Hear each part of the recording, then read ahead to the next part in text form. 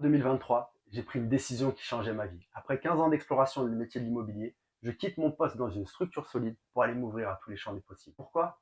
Parce que le monde est vaste, parce qu'il est temps de découvrir plus, de partager, de vivre pleinement. Je me lance dans cette aventure incertaine. Je ne sais pas comment les choses vont se passer, mais je sais de quoi je suis capable et ce que je veux être. Derrière ces mots se cachent plusieurs casquettes et tout simplement un humain avec ses hauts et ses bas, ses failles et ses forces. Cette première année d'indépendance risque de passer en un clin d'œil et je me dois d'être focus mais aussi de profiter de chaque moment avant de la regarder dans le rétroviseur. Comment je franchis le cap? Comment je trouve mon chemin? Et surtout, ai-je trouvé mon chemin? C'est tout ce que je retiendrai de cette année, des réussites ou des leçons précieuses. Première leçon, l'importance du pourquoi. Quand on prend un virage professionnel aussi radical, on ne pense pas tout de suite au business ou à la création. On pense à construire, à se retrouver. Pour réaliser des choses ambitieuses, il faut d'abord être en paix avec soi-même. La priorité, c'est de s'assurer qu'on est bien à l'intérieur pour pouvoir bien faire à l'extérieur. La deuxième leçon, c'est l'importance de suivre son intuition. En tant qu'agent immobilier, je suis habitué à planifier, à être pragmatique. Bien sûr, l'organisation reste la clé de tout. Mais j'apprends avant tout que les vraies décisions viennent du cœur avant de passer par les tripes et de remonter au cerveau. Les vraies décisions viennent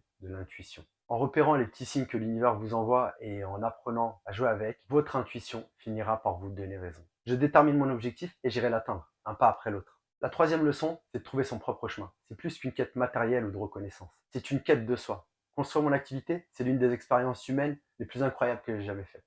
Je découvre des facettes de moi-même que je soupçonnais même pas. Plus qu'un projet, je démarre une vraie aventure humaine. Alors quand je ferai le bilan de cette année, je ne penserai pas qu'à mes objectifs. Bien sûr, je vais les regarder, mais je penserai surtout au jour où j'ai débuté.